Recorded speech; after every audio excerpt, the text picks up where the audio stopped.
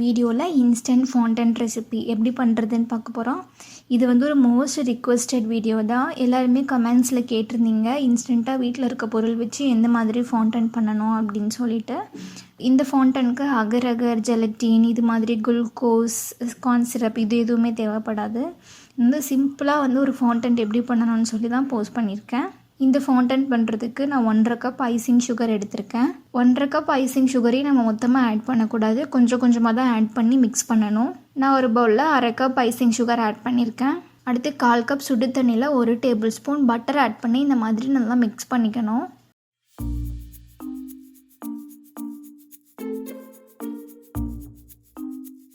நமக்கு 1.5 cup icing சுகருக்கு 2 table spoon butter water வந்து கரெக்டாக இருக்கும்.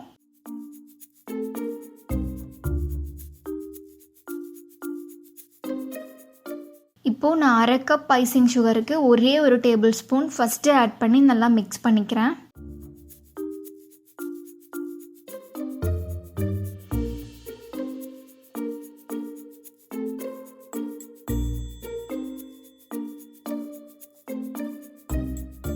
அதை வந்து இந்த மாதிரி நல்லா மிக்ஸ் பண்ணி நல்லா வந்து பிசைஞ்சு விட்டுறணும்.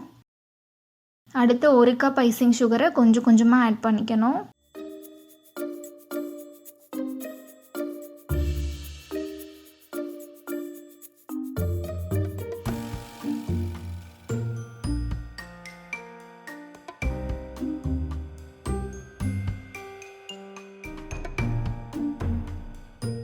அடுத்து 1 டேபிள் ஸ்பூன் நம்ம ரெடி பண்ணி வச்சுருந்த பட்டர் தண்ணியை ஆட் பண்ணிக்கணும்.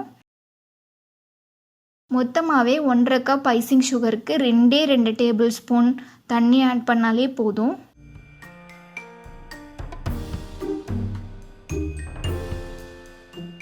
நான் இந்த ஃபாண்டன்ட் பண்ணுறதுக்கு ஐசிங் சுகர் தான் யூஸ் பண்ணியிருக்கேன், பவுடர் சுகர் யூஸ் பண்ணலை. ஒருவேளை நீங்கள் பவுடர் சுகர் ஆட் பண்ணுறதா இருந்தால் பவுடர் சுகரை நல்லா ரெடி பண்ணிவிட்டு அதை நல்லா சலிச்சிட்டு நல்லா மிக்ஸ் பண்ணி விட்டுறணும்.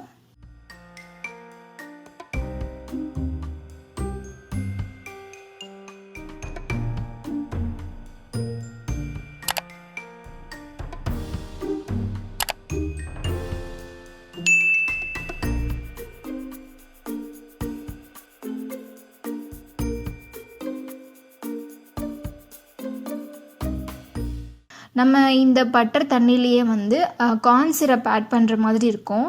நம்ம கார்ன் சிரப் ஆட் பண்ணோன்னா இன்னும் நல்லா பர்ஃபெக்டான ஃபாண்டன்ட் கிடைக்கும்.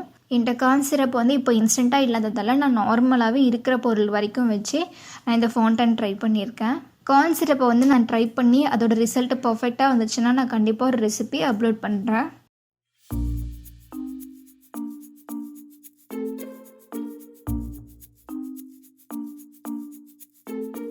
இந்த ஃபாண்டன்ட் யூஸ் பண்ணி நம்மளால் என்டையர் கேக்கையுமே வந்து கவர் பண்ண முடியாது.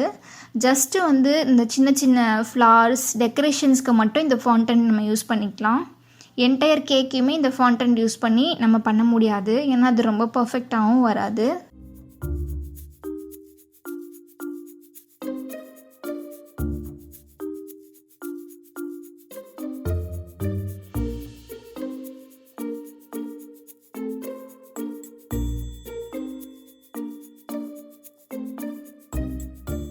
இப்போ பாருங்கள், ஃபாண்டன்ட் ரொம்ப சூப்பராகவே ரெடி ஆகிடுச்சு.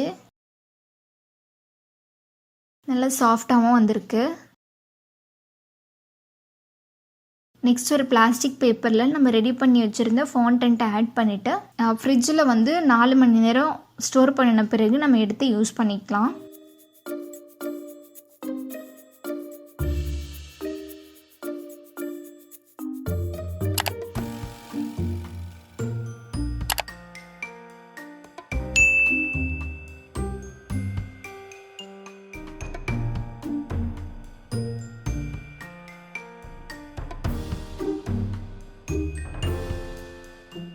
நம்ம பர்ஃபெக்டான ஃபாண்டன்ட் ரெசிபி பண்ணுறதுக்கு நமக்கு ஐசிங் சுகர் அப்படி இல்லைன்னா பவுடர் சுகர், நெக்ஸ்ட் ஜெலட்டின் கண்டிப்பாக தேவைப்படும், கார்ன் சிரப் அப்படி இல்லைன்னா குளுக்கோஸ்.